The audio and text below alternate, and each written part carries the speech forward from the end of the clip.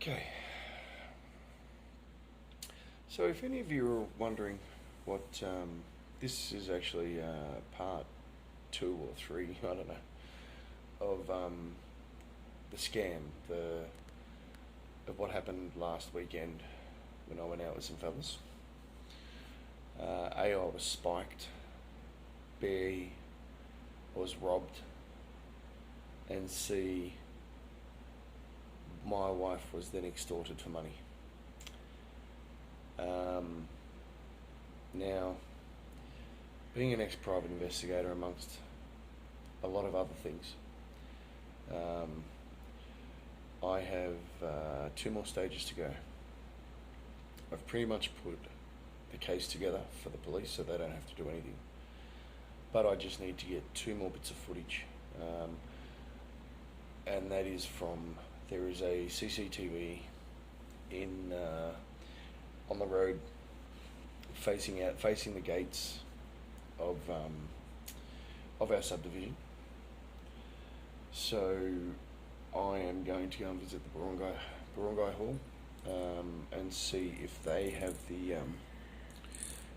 the footage, or whether or not I have to go to City Hall.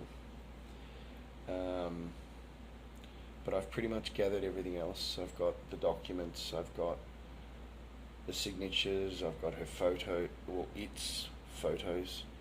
I have CCTV from one of the houses, from one of the units towards the front gates. So I've pretty much put the case together. And I was almost going to let it go. But the thing is I want to make people aware. A, cover your drinks. Keep an eye on your drinks, because spiking is real up here. Doesn't matter where you go in the world. I mean, I've been spiked in Bali, so I know the feeling. That's why I knew when I felt how I felt, I needed to get out of where I was and get home. Now, first off, the kids basically pickpocketed me at the front gate as I was heading for the taxi.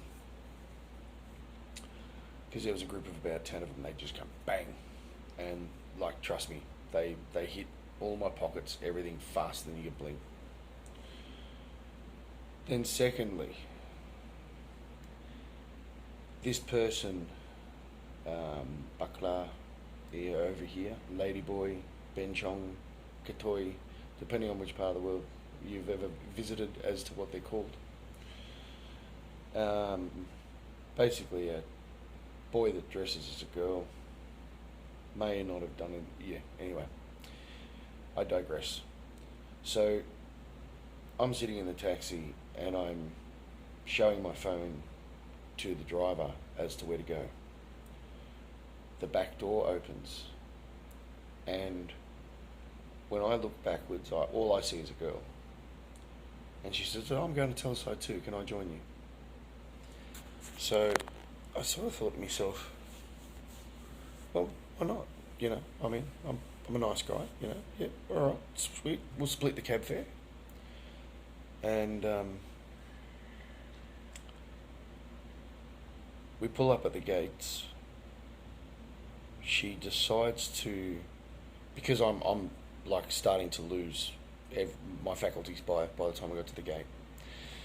Now, luckily, the security guard took photos of this person, because even he sort of knew something was up.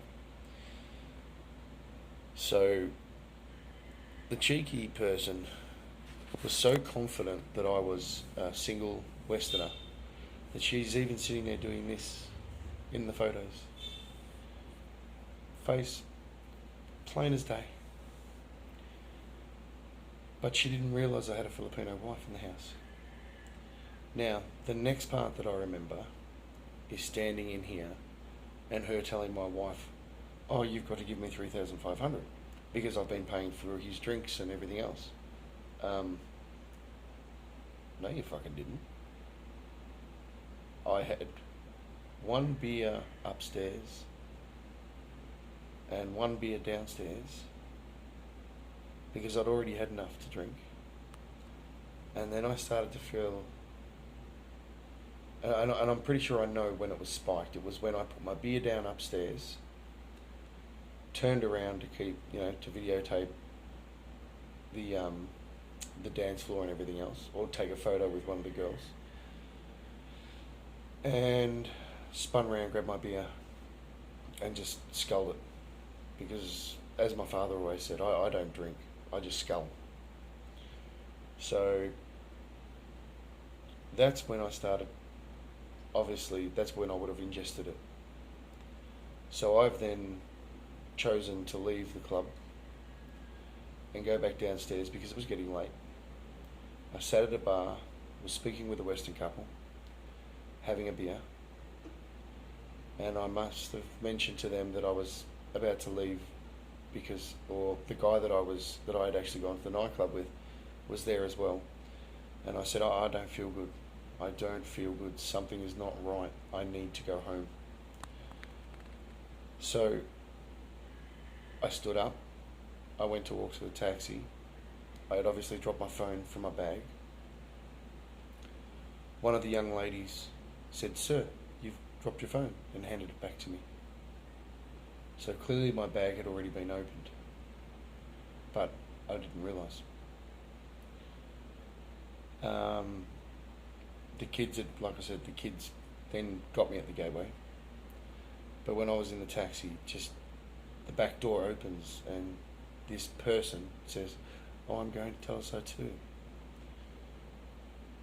So what this is really about is A, giving you a warning, but B, giving you an update as to where and what's got to happen next. Because once I get the last couple of pieces of information and I finished my report, so to speak, written out so that basically the police don't have to do anything other than go and arrest her. Because to try and extort my wife out of basically 100 Australian dollars, 3,500. My wife gave it because she didn't know what had happened. All she knew was that her husband was standing there not looking very, very well. And it was only because I turned around and said, "Fuck off. You didn't pay for all my fucking drinks. What are you fucking talking about?" So my wife, A, went and paid the taxi driver, who then fucked off. And B, gave this person, handed over 1,500 pesos just to get it out of the house and get rid of it. Now, if she had really paid 3,500, she would have kicked up a stink and said, "No, ma'am, no, ma'am. I've paid. But no, she took the 1,500 and she left. And she walked up to the security guard, who would have had to give her ID back, and asked him if he could get a taxi. And he turned around and said, "No. There's plenty of tricycles out there. Just get out." That's why I love these security boys. They're so onto it. There's the two brothers, and they are just fabulous blokes. So that's the update. So one, got to go to the Barangay Hall, Barangay, to see if they are the ones who have the CCTV for out the front, or I might have to go to City Hall. But either way, then the police report will be laid, and I mean, I don't care about the money. It's not about the money. It's about whether or not this taxi driver and this person are in cahoots, because that can happen too. Or the taxi driver is totally innocent, that's why he drove off. Or was he just waiting around the corner?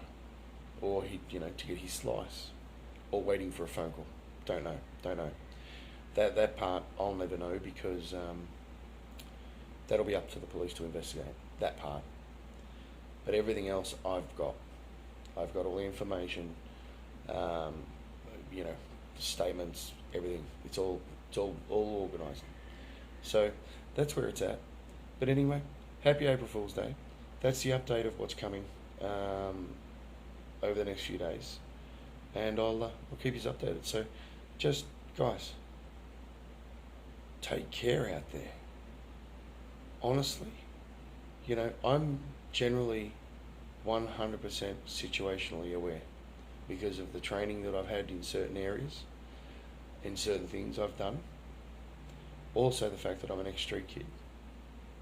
I have a lot of street smarts, but I clearly wasn't smart that night. But I was smart enough to get the fuck out of there because it would have just gone downhill. I was smart enough to know that I was not in a good way. And as soon as I felt that feeling, I went, fuck, I've been spiked. Get out and get home now. And the fact is that I could wake up 4 hours later and be perfectly sober as a judge. And then about 4 or 5 hours later, take a jeepney ride to Robinson's, which I can remember getting in the jeepney. I can remember the walk down to the jeepney, but I cannot remember the jeepney ride to Robinson's. But then I can remember everything at Robinson's. So that's also how I know I'd been spiked. Because if I had been drunk, I would have had a massive, massive hangover, especially in the condition I arrived in. So, be warned to take care. Cover your drinks. Watch out for yourself. You single fellas, honestly, be aware. Scams are everywhere. All types of scams. Spikings. The online scam where they get you to do face-to-face time, and then they get you to do lewd acts, and then they'll use that against you. They'll blackmail you. There's also the Airbnb scams. There's also the bloody car I bought my wife. We've actually found on Facebook being sold by 7 other people on Marketplace. The amount of scams on Marketplace is freaking unreal. But see, we know that the car belongs to us because we have all the documentation, we have all the original paperwork. We also know, because it's the gentleman over the road's a mechanic who sold it to us on behalf of a doctor.